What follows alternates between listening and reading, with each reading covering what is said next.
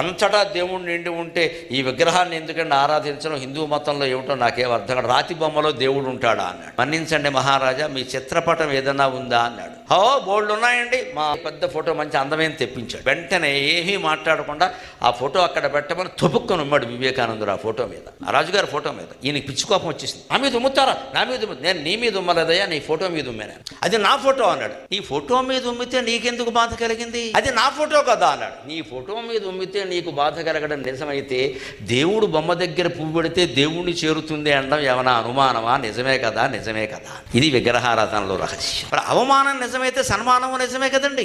మామూలుగా ఏదైనా ఫోటో కింద పడితే వేరే విషయం. దేవుడు ఫోటో పడితే మనం ఊరుకోలేదు. దేవుడు ఫోటో వరకు ఎందుకమ్మా? మన సంస్కృతి ఎంత గొప్పదంటే ₹10 బిళ్ళ కింద పడితే కళ్ళకు అద్దుకుని లోపలేసుకుంటాం. ₹10 ఏం వస్తుంది? ఏమి రాకపోతుంది లక్ష్మీదేవి. అలా అలవాటు చేశారు చిన్నప్పటి నుంచి. ₹1 బిళ్ళ అలా కళ్ళు తీసుకుంటా కళ్ళకద్దుకో. అదే మన విగ్రహారాధన అందుకే చేస్తాం. పిచ్చాళ్ళం కాదు మనం.